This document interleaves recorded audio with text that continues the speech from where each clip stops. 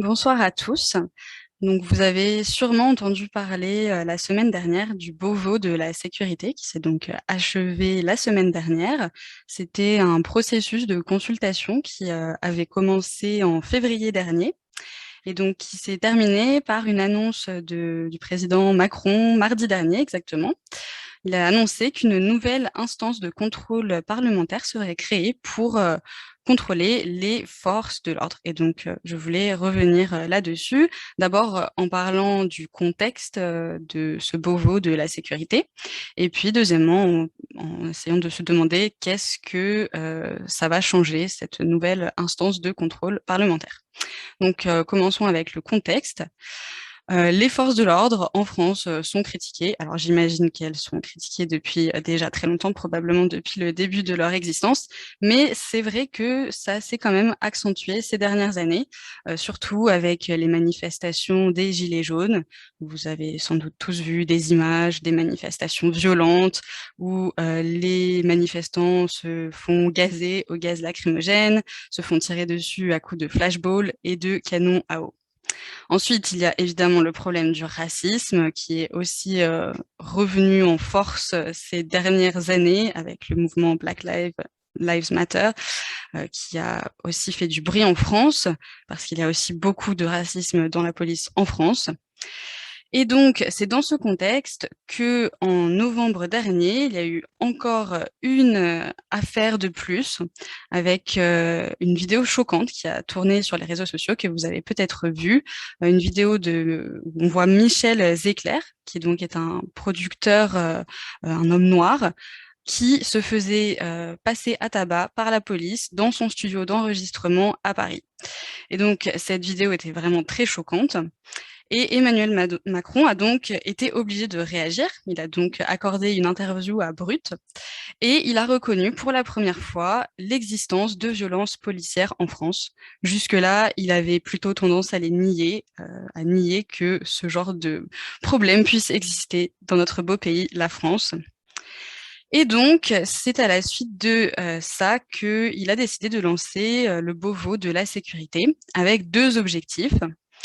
D'abord, répondre aux attentes de la société, qui donc était de plus en plus en conflit avec la police, donc de réformer la police, et deuxièmement, de rassurer les policiers, parce que eux aussi ont leurs revendications, et donc ça allait servir aussi à calmer leur mécontentement.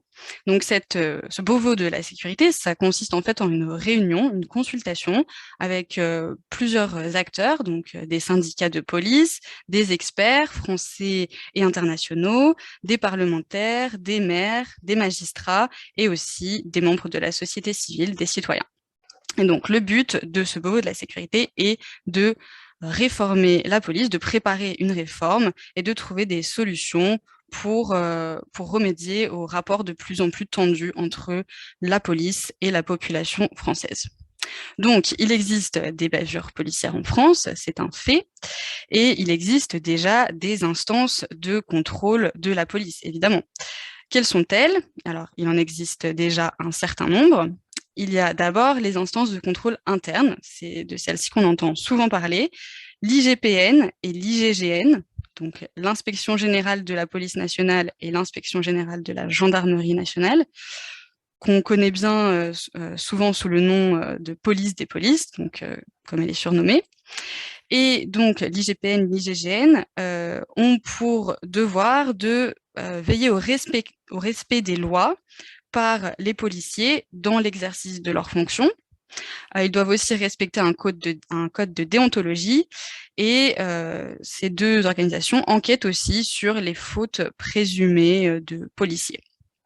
Ensuite, il existe des instances, enfin une instance de contrôle externe qui s'appelle le défenseur des droits. C'est en fait une autorité publique indépendante auprès de laquelle on peut porter plainte si on estime qu'on a eu un problème au sein de l'administration ou avec des forces de l'ordre. Ensuite, il existe des commissions parlementaires.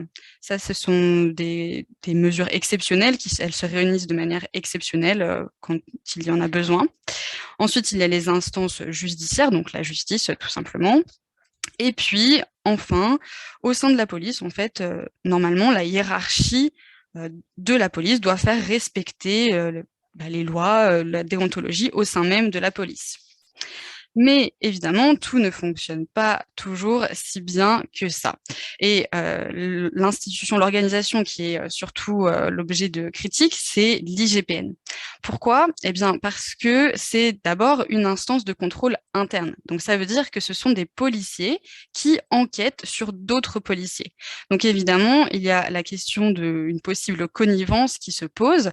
On peut imaginer que des policiers vont se protéger entre eux et que donc ils ne vont pas être forcément objectifs lorsqu'ils enquêtent. Alors si on dit ça à l'IGPN, en général, elle rétorque que le fait d'être policier, ça leur permet justement de mieux enquêter parce qu'elles connaissent ainsi le métier et ça leur permet de reconnaître la vérité du mensonge. Mais bon, je ne suis pas convaincue. Ensuite, les critiques visant l'IGPN ont gagné en ampleur ces dernières années à cause de 2 rapports en particulier. Donc un rapport de 2016. Ce rapport portait sur une intervention policière qui avait eu lieu à Mantes-la-Jolie, donc en Île-de-France, où 151 adolescents, des lycéens, ont été mis à genoux. En fait, ils ont été contraints de se mettre à genoux avec les mains sur la tête ou bien menottés. Et ils sont dû passer comme ça au moins 30 minutes, quelque chose comme ça. Et alors qu'en fait, ils n'avaient rien fait de spécial. C'était un jour de manifestation. Il y avait une manifestation contre je ne sais plus quelle réforme. Et donc, voilà, ils ont dû passer de longues dizaines de minutes comme ça. Ils ont été ensuite emmenés au commissariat, mais aucun d'entre eux n'a été accusé de quoi que ce soit de grave. Donc, en fait, ce n'était pas vraiment justifié. Et on entend sur une vidéo qui a circulé sur les réseaux sociaux, on entend un policier dire: «Voilà une classe qui se tient sage». Donc c'est assez dérangeant comme propos, face à une image comme ça. Ensuite, le deuxième rapport, c'est un rapport par rapport à des événements qui ont eu lieu en juin 2019. Et là, c'est un sujet qui me tient particulièrement à cœur. C'est l'histoire de Steve. Vous en avez sûrement entendu parler aussi. Steve, donc, qui un soir de fête de la musique était en train de s'amuser avec ses amis, donc à Nantes, juste au bord de la Loire, en fait. Et il y a eu des policiers qui sont arrivés et qui donc ont créé un mouvement de foule, ce qui fait que plusieurs personnes sont tombées à l'eau, dont Steve, sauf que Steve ne savait pas nager et donc il s'est noyé et son corps a été retrouvé plusieurs semaines plus tard. Donc c'est un sujet qui me touche particulièrement parce que je connais bien Nantes et j'avais 2 amis qui étaient là-bas ce soir-là, donc je me dis que ça pourrait arriver peut-être à des gens qu'on connaît. Donc voilà. Et donc en fait, ces 2 rapports ont été rendus publics, donc sur des bavures policières en fait. C'est pour ça qu'il y a une enquête. Ils ont été rendus publics et ils ont été critiqués parce que en fait, les mesures prises contre les policiers en question n'étaient jugées pas assez sévères. Et donc, suite à tout ça, Emmanuel Macron a voulu peut-être tourner la page ou en tout cas essayer de ouvrir une nouvelle page pour la réforme de la police et de moderniser la police, ce qui est tout à fait louable. J'imagine que ça ne peut pas faire de mal de moderniser nos services de police, de les réformer en tout cas. Donc, qu'est-ce qui va changer avec cette annonce? Donc, en fait, pour l'instant, on n'en sait pas beaucoup. Emmanuel Macron a annoncé qu'il y aurait une nouvelle instance de contrôle parlementaire, mais il n'a pas donné beaucoup de précisions, donc c'est assez flou. Ce qu'on peut dire en tout cas, c'est que cette nouvelle commission, cette nouvelle instance de contrôle parlementaire, ce sera un contrôle externe, un contrôle parlementaire. Et c'est déjà ce qui se fait beaucoup dans d'autres pays en fait. Et je voulais ici citer l'exemple de la Belgique parce qu'elle a mis en place un système qui fonctionne très bien avec un comité qui s'appelle le comité L. Ce sont des enquêteurs en fait extérieurs, mais qui sont rattachés au Parlement. Et c'est un système qui a été salué pour sa qualité, la qualité du travail de ce comité. C'est un système qui avait été mis en place apparemment suite à des dysfonctionnements dans la police pendant la lutte, dans le contexte de la lutte antiterroriste après les attentats de ces dernières années.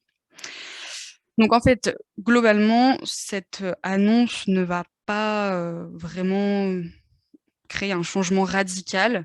en fait, il y aura toujours les institutions déjà existantes et ce sera juste un contrôle externe qui va s'ajouter. Donc, il y aura toujours un mélange, un contrôle interne et un contrôle externe, mais avec en plus un nouveau contrôle externe. Mais en fait, ce qui est problématique en France, c'est le pouvoir qu'ont qu'ont chacune de ces instances, parce que en fait, l'IGPN a énormément de pouvoir par rapport aux autres instances. Et donc, ce qu'il faudrait, en fait, c'est que cette instance de contrôle externe, elle ne soit pas aussi faible, parce que pour l'instant, elle a trop peu de ressources, trop peu de pouvoir par rapport à l'instance de contrôle interne. Donc, c'est ça, en fait, qui est important. Et c'est ce qu'on observe dans d'autres pays où le système fonctionne bien. Par exemple, dans les pays du nord de l'Europe, en Angleterre et en Belgique, on voit que les instances de contrôle externes, en fait, sont plus fortes que celles de contrôle interne. Donc c'est là en fait que tout se joue. Ce qu'il faudrait, c'est surtout renforcer le contrôle externe de la police. Donc voilà. Pour l'instant, il est difficile de savoir si ça va vraiment permettre d'améliorer les choses. C'est encore très flou. Bon, il y a aussi eu plein d'autres annonces. Ça, ce n'est qu'une annonce parmi les autres. Mais en tout cas, ça va peut-être aboutir à une réforme de la police et j'espère sincèrement que ça va peut-être permettre d'avoir moins de violences policières en France parce que les policiers, normalement, ce sont les gens qui sont censés nous protéger, vers qui on est censé pouvoir se tourner en toute confiance quand on a un problème. Et donc, c'est anormal que ce soit eux qui puissent briser des vies, qui puissent tuer. Donc voilà, j'espère vraiment que cette réforme va servir à quelque chose. Merci.